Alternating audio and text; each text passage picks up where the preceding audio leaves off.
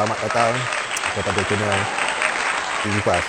Okey, kalau belum tekan subscribe, dijemput menekan butang subscribe dan lonceng untuk notifikasi terbaru video daripada channel ini. Baik, yang belum tekan, sila tekan subscribe dan lonceng. Okey, pada entry kali ini berkaitan dengan dividen.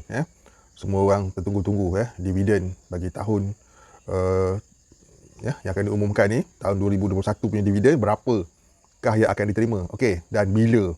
Okey, jom kita mulakan. Okey, sebelum tu kita nak bagi tahu dulu yang dividen belum diumumkan lagi. Dividen bagi tahun 2021 belum lagi diumumkan.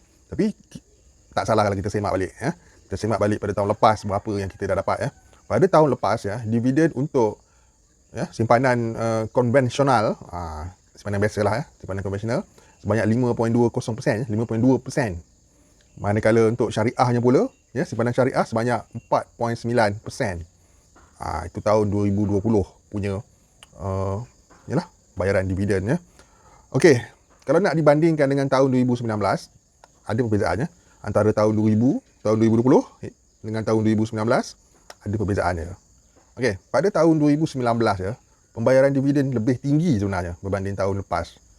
Maksudnya tahun lusa. Tahun pada lusa. Pada tahun 2019 dividen yang diberikan agak tinggi iaitu 5.45% untuk simpanan konvensional, dan manakala untuk akaun simpanan syariah pula sebanyak 5.05%. Jadi kita nampak kat situ pada tahun 2019 lagi tinggi berbanding tahun lepas. Okey, jadi bagi tahun ini, tahun 2021 punya pembayaran dividennya, apa yang hangat diperkatakan, pihak KBSP ada mengeluarkan kenyataan yang dividen bakal diberi lebih tinggi berbanding tahun lepas. Okey, kalau tahun lepas dapat 5.2% untuk konvensional dan syariah 4.9%, maka tahun ini yang akan diumumkan, nanti aku beritahu tarikh dikatakan agak tinggi berbanding tahun lepas. Jadi kalau tahun lepas 5.20 konvensional, bagi pendapat aku, dia tak akan lebih daripada 5 kan. Dia mungkin 5 point berapa. Lebih lah 5 daripada 5.2 tu. Berkemungkinan 5.5 kot. Dan konvensional dan syariah pun mungkin akan jadi 5 macam tu lah kan. Dia akan lebih sikit lah. Kita jangan menjangkakan lebihan itu akan menjadi yang terlampau lebih. Ia tak akan jadi macam tu. Okey, bagi pembayaran dividen tahun 2020 ia telah diumumkan pada 27 Februari. Kalau kita nak tengok track record lah kan. Pada 27 Februari 2021 diumumkan dividen bagi tahun 2020.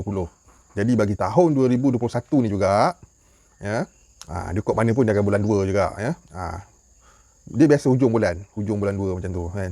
Jadi kita perlu bersedia untuk menunggu pada hujung bulan 2 ni untuk kita tahu dividen bagi tahun 2021 pula yang dijangkakan akan melebihi tahun lepas punya. Kita kena ambil perhatian tentang tarikh tu hujung bulan 2. Okey, kita pergi kepada bahagian yang paling best Adakah dividen ini akan mempengaruhi sama ada one off tu akan dilaksanakan atau tidak? Okey, persoalannya. Okey. Semua nak tahu kan. Semua nak tahu Okey. Kalau nak dikatakan ya, memang ya. Okey, pulangan dividen itu salah satu faktor yang one off ni akan dilaksanakan ataupun tidak. Memang kita sudah sedia maklum tuntutan, jangan sebutlah. Aku pun dah penat nak cakap tentang tuntutan ni. Okey, tapi pada pandangan aku secara peribadi lah ni ini bukan disebabkan oleh fakta apa benda yang aku baca, tapi mengikut perkiraan peribadi aku one off tu berkemungkinan besar pun kalau nak diadakan pun kalau benda tu akan jadi kenyataan, dia akan berlaku selepas pengisytiharan dividen ataupun selepas dividen tu dibayar masuk ke dalam akaun pencarum. Jadi tidak akan ada lah dalam bulan ni. Bulan ni pun dah pertengahan bulan dah kan. Jadi apa hal pun dia akan benda berperjalanan masih panjang lagi. Kita pun tak tahu apa yang bakal berlaku dalam mesyuarat khas, dalam memorandum yang dihantar, dan dalam petition yang kita duk klik kita hantar tu. Nanti aku cerita untuk video akan datang tentang perkara tu. Okey. Seperti yang aku cakap tadi, ia akan mempengaruhi sebab kita kena faham selepas dibayar, selepas dah tahu keuntungan bersih KBSP, barulah kita boleh tahu kemampuan KBSP untuk mengadakan segala banyak sangat alasan. Kita pun sedar sebenarnya tak perlu nak tunggu dividen pun boleh buat, tapi kalau nak tunggu dividen diumumkan dulu pun okey, tak apalah, yang penting kita tahu berapa yang kita dapat dan bila kita tahu apa kita dapat, okey, itulah dia cerita dia barulah boleh dilaksanakan sama ada ia akan jadi kenyataan ataupun tidak. Tapi okey, aku nak ambil kesempatan dalam video ni aku nak cakap peluang itu ada ya. Aku tengok daripada senarionya sekarang ni,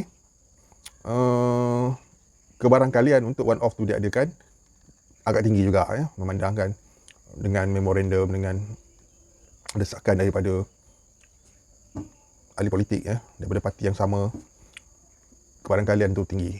Tapi walau macam mana pun kita kena tengok pada fakta asal ya, tentang dividen tu dulu ya. Okey. Jadi kita sama-sama tunggu dividen itu. Oh, itulah dia kata. Dengan tunggu dividen dulu ya. Okey. Aku harap apa yang aku jelaskan tadi sikit sebanyak boleh mengingatkan kita tentang dividen tu ada turun dan naik dia ya. 2019 dia naik, 2020 dia turun sikit dan 2021 dijangka akan naik. Tapi tak akan naik sampai 6 lah. Sangat mustahil untuk naikkan tu sampai 6% ya. Susah. Dia kalau dia cakap nak akan naik sikit tu, maksudnya kalau dulu kita dapat 5.2 konvensional, okey habis kuat pun kita akan dapat 5 point lebih juga. Dia tak akan pecah sampai 6% pun. Jadi secara armnya kita boleh cakap tak banyak mana. Okey, dividen tu. Tapi itulah kalau apa-apa kita kena tunggu dulu dividen tu. Ya. Okey. Selamat hujung minggu untuk korang semua. Ya. Selamat isteri rehat dan jaga diri. Ya. Jumpa pada video yang akan datang. Sekian. Assalamualaikum. Salam sejahtera semua. Salam hormat. Bye.